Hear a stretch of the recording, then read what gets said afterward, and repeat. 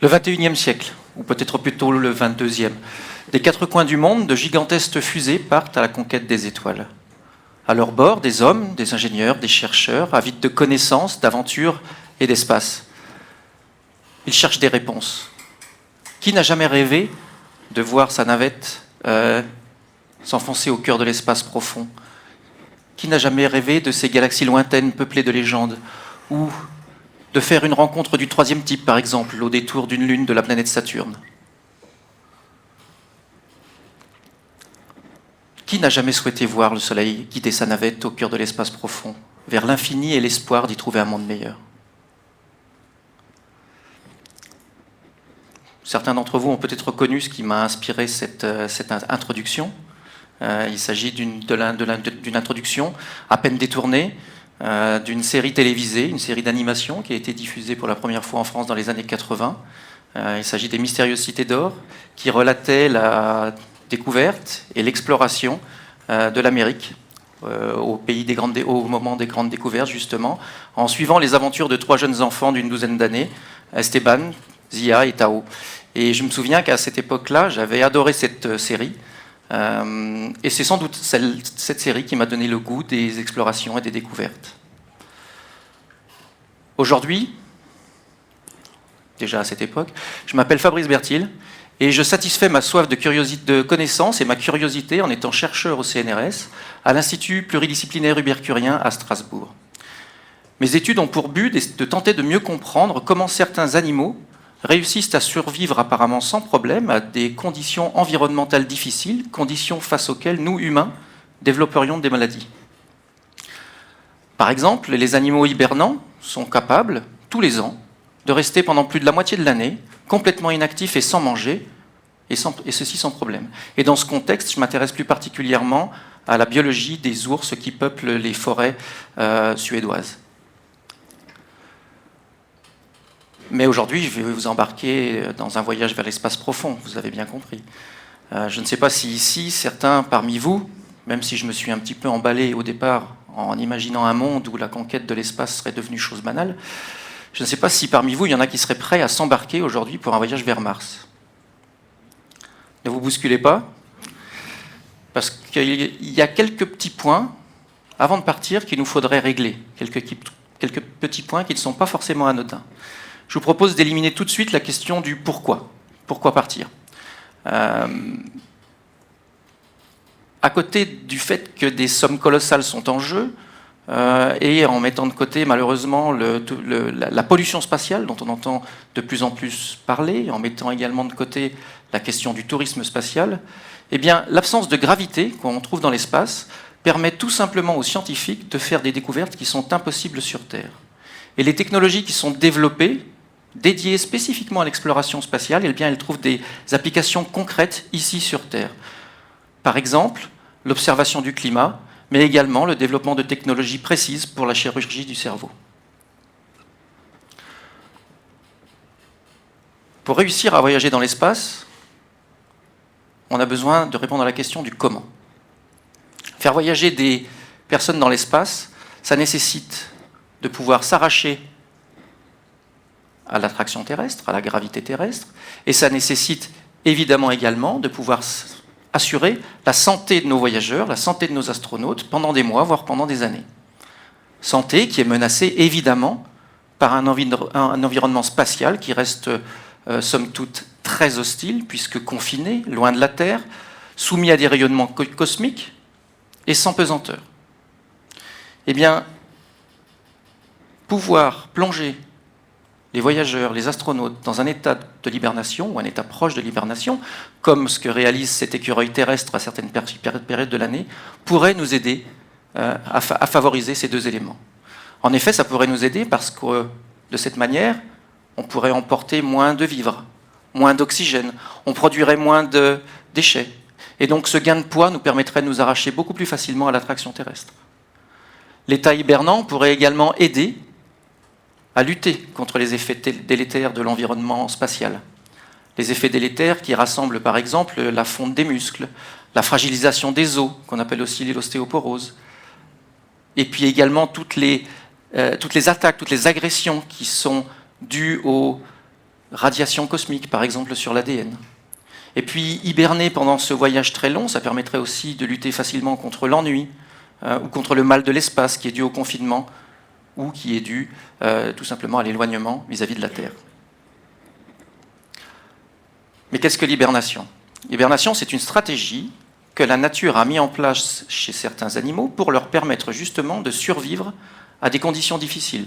Conditions difficiles, par exemple, l'hiver, des températures très froides et une absence de nourriture.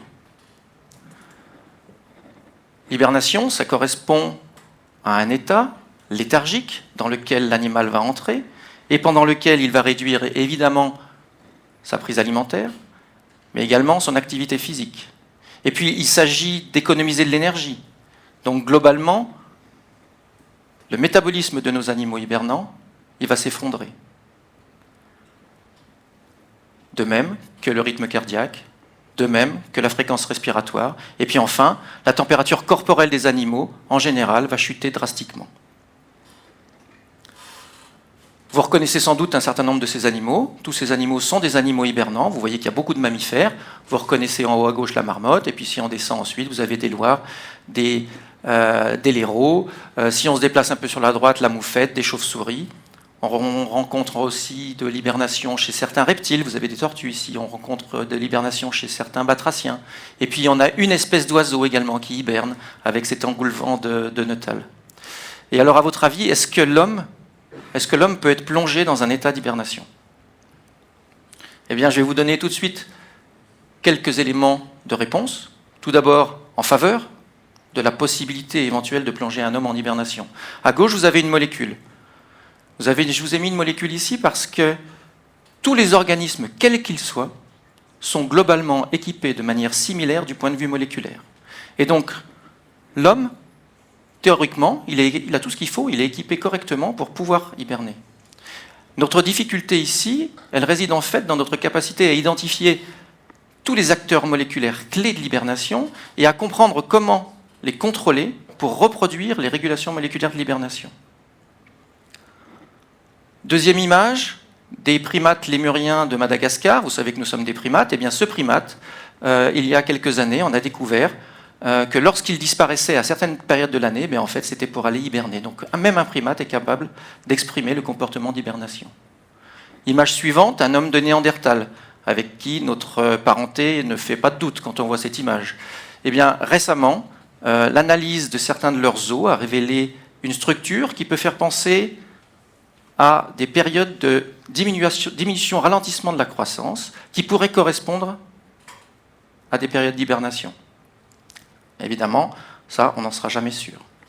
Et puis, dernière image, peut-être la plus encourageante, on est capable de déclencher chez un animal cette fameuse torpeur dont je parlais tout à l'heure. Par exemple, en haut, on est capable de déclencher une torpeur chez cette souris en la plaçant dans un environnement froid pour elle, donc 22 degrés Celsius, et puis en la privant un petit peu de nourriture. Pour le rat qui est en dessous, on arrive à le plonger dans cette situation de torpeur en stimulant certains de ces neurones qu'on appelle les neurones Q. Et il n'est pas du tout interdit que l'homme puisse posséder aussi ces fameux neurones Q. Ce qui est intéressant ici, c'est qu'au réveil, absolument aucune séquelle n'a été détectée chez ces animaux. Mais pour autant, il nous reste encore beaucoup de travail, évidemment, puisqu'on estime que prolonger cet état de torpeur chez ces animaux au-delà d'une dizaine de jours serait risqué pour l'intégrité de certains de leurs organes. Qu'en est-il de l'homme maintenant? Dans nos hôpitaux, on pratique déjà ce qu'on appelle l'hypothermie thérapeutique. L'hypothermie thérapeutique, ça consiste à diminuer la température corporelle des patients, généralement des patients en stade critique, des patients en arrêt cardiaque, et en diminuant leur température corporelle jusqu'à atteindre environ 33 ou 34 degrés, on ralentit ainsi leur métabolisme et on gagne du temps pour pouvoir mieux les traiter.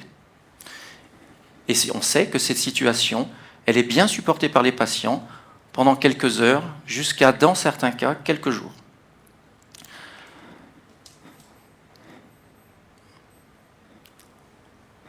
En dessous, l'image, c'est pour vous dire que cette hypothermie thérapeutique, elle a également été testée chez des organismes en bonne santé.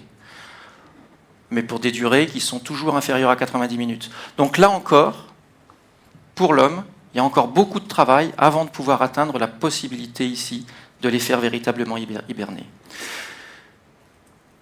L'étude de l'hibernation de l'ours pourrait par contre nous aider potentiellement à y parvenir. Pourquoi? Parce que cet animal, c'est un petit peu le champion de l'hibernation, par exemple en termes de préservation de ses muscles. C'est lui qui, parmi tous les animaux hibernants, préserve le mieux sa musculature. Et puis, par rapport aux petits animaux hibernants qui vont mesurer quelques grammes à quelques centaines de grammes, celui-ci, il a une physiologie et une masse qui ressemblent beaucoup plus à celle de l'homme.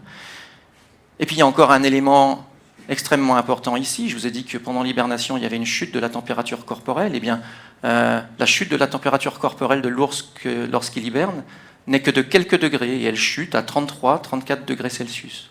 Donc s'il est difficile de concevoir placer un humain à 2 degrés de température corporelle comme les petits rongeurs hibernants, il est en revanche beaucoup plus facile peut-être de pouvoir penser le placer à 33 ou 34 degrés Celsius pour reproduire certains mécanismes de l'hibernation. 33 ou 34 degrés Celsius, c'est ce que je vous ai dit, qui a été utilisé en hypothermie thérapeutique dans nos hôpitaux à l'heure actuelle.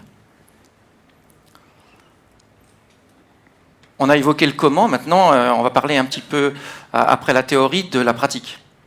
Comment est-ce qu'on pourrait déclencher cette torpeur et la maintenir? Donc on pourrait imaginer tout d'abord, avant le grand voyage, une période de préconditionnement, dans lequel, comme aujourd'hui, les voyageurs, les astronautes s'entraîneraient physiquement pour être en excellente santé, mais sans forcément exclure la possibilité d'un certain niveau d'engraissement pour que les astronautes partent avec des calories supplémentaires qui pourraient être utilisées au cours de leur hibernation spatiale.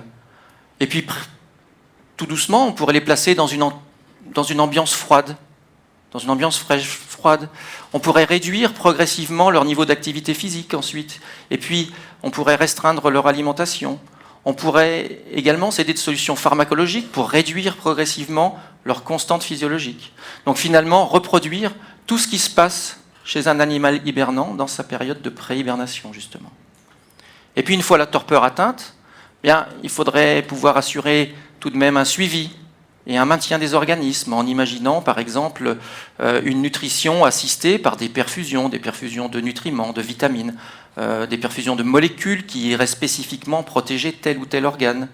Nos travaux chez l'ours, par exemple, ont montré que chez cet animal, en hiver, lorsqu'il hiberne, il y a des molécules qu'on aimerait bien identifier, qui circulent dans son sang uniquement pendant l'hibernation et qui sont capables de protéger les muscles. On pourrait également, toujours pour les muscles par exemple, les stimuler électriquement pour les faire travailler et encore une fois réussir à maintenir leur masse et leur force. On pourrait tenter de manipuler le microbiote intestinal de nos voyageurs. Le microbiote intestinal, c'est la flore intestinale, donc la composition en micro-organismes qu'on trouve dans l'intestin, parce qu'il a été montré chez les petits écureuils hibernants qu'entre l'hiver et l'été, entre l'état actif et l'hibernation, ce microbiote il est complètement remodelé. Et les micro-organismes qui sont favorisés pendant l'hibernation, eh bien, ils sont capables de recycler au profit de l'organisme entier l'azote. Et l'azote, c'est un élément essentiel pour synthétiser les protéines. Synthétiser les protéines, ça veut dire essentiellement fabriquer du muscle. Et puis, ça serait bien de pouvoir monitorer, suivre tout ça de manière constante et de pouvoir ajuster toutes ces constantes sans cesse, par exemple, sous le contrôle d'une intelligence artificielle. Et il nous reste maintenant une question à laquelle on n'a pas répondu. Quand est-ce qu'on va réussir à faire hiberner des hommes pour partir dans l'espace ou pour autre chose, en les plaçant dans des capsules comme celle-ci, qui était déjà imaginée dans les années 60 par le cinéma, dans un film qui ici s'appelait Lost in Space, en 1965. Quand pourra-t-on faire hiberner des humains? Je dirais lorsqu'on saura induire chez l'homme une torpeur, véritablement, lorsqu'on saura la maintenir sur de longues durées, et surtout lorsqu'on saura la réverser sans qu'il n'y ait aucune séquelle. Aujourd'hui, il reste beaucoup de limites, et on est encore dans le domaine de la science-fiction. Les limites, ce sont les limites que peut supporter le cerveau dans une situation de torpeur. Par exemple, dans quel état va se retrouver la mémoire au réveil? Est-ce que nos voyageurs et nos astronautes seront directement opérationnels? Pour l'instant, on n'en est pas sûr. Est-ce que nos solutions, toutes celles qu'on va suggérer, susciter, vont effectivement réussir à protéger les organismes contre les radiations? On ne sait pas exactement. Est-ce que tous les organes, on va réussir à les protéger de la même manière? On ne sait pas.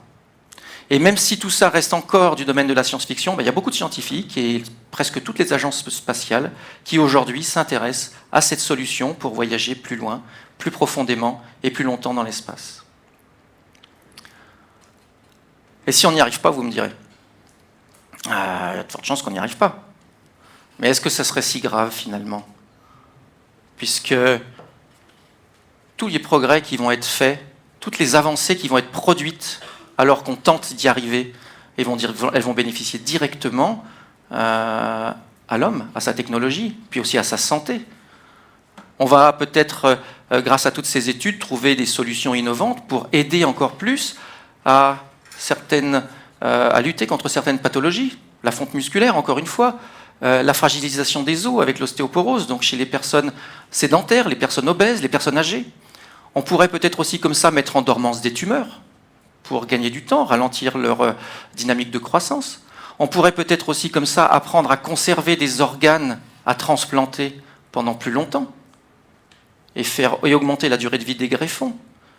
On pourrait peut-être aussi réussir à lutter un petit peu mieux contre les rayonnements, contre les radiations, et aider ainsi des personnes qui sont un petit peu plus exposées que les autres, comme celles qui sont la plupart du temps dans des trajets long courriers, par exemple, ou des personnes qui travaillent dans des centrales nucléaires.